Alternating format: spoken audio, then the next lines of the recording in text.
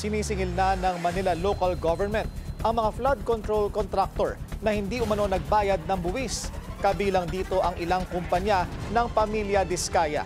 Ang detalye sa agenda report ni Paulo Barcelon, live mula sa Manila City Hall. Paulo, magkano ang sinisingil ng LGU?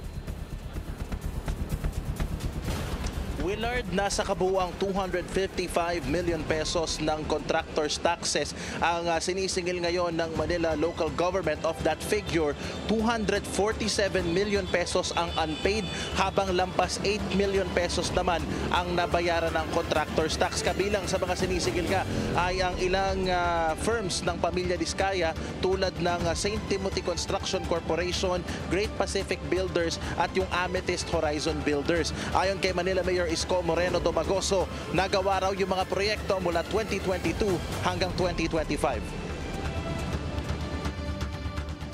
Under our tax code, 82.6%, 82.5% of 1%.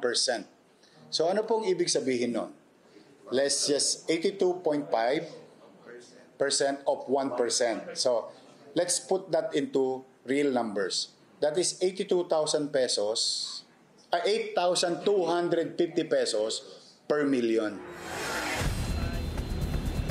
Batay sa dokumento ng City Government, nasa 15 ang nakuhang projects ng St. Timothy na nagkakahalaga ng 18.2 million pesos. Yun yung kanilang delinquency naman sa contractor's tax. Ang Amethyst Horizon naman, 6 ang nakuhang proyekto at lampas 2.75 million pesos ang delinquency sa contractor's tax. Ang Great Pacific naman may 2 nakuhang proyekto at ito ay nasa 2.13 million pesos. Suma total, Willard, at least 23.14 million pesos yung delinquency o hindi pa nababayaran na taxes ng mga firms ng Pamilya Diskaya pagdating sa contractor's tax dito sa lungsod ng Maynila. As to kung magkano yung mga amount ng projects na nakuha nila, ayon kay Mayor Isko, umaabot umano sa 3 billion pesos ang nakuha ng mga kumpanya.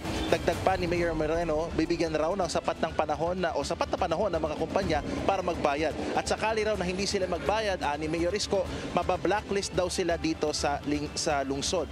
Sa ngayon ay patuloy nilang sisingilin maging yung mga contractors na una nang na-blacklist ng PCAP at gaya nga ng aking nabanggit, 8 million pesos out of the total 255 million pa lamang ang nasisingil na contractor's tax. Willard.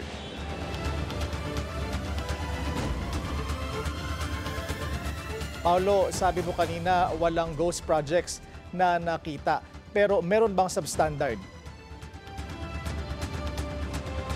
Yan ang inaalam ngayon, Willard, ng Manila LGU at sisilipin in the coming days and weeks yung mga proyekto na sinisingil nga nila ng contractor's tax. Sabi ni Mayor Isko kanina, and I quote him, wala pa naman daw sila nakikitang ghost projects dito sa loob ng lungsod ng Maynila. Pero they will still check on all the projects kung ano yung kalidad ng kanilang pagkakagawa. At maidagdag ko na rin, Willard, hindi lamang yung mga flood control, maging yung ibang infrastructure projects na kanilang balak ngayong singilin ng contractor's tax, Willard, ay kanilang i-inspeksyonin. Willard.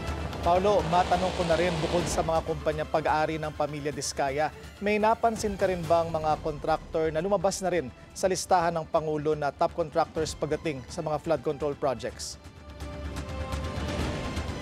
Yes, Willard. Actually, yung 8J's construction ay marami ring mga delinquencies na kanilang o sa kanilang taxes. Kanina, kinompute natin, nasa kulang-kulang 65 million pesos yung kanilang total na contractor's tax. And out of those taxes, Willard, nasa 1.1 million pesos pa lamang yung kanilang nasisettle. So isa yon sa mga pinakamalalaking, isa yon sa mga firms na may pinakamaraming nakuhang flood control projects dito sa lungsod ng Maynila at isa yon sa mga sinisingil din ngayon ng contractor's tax, Willard.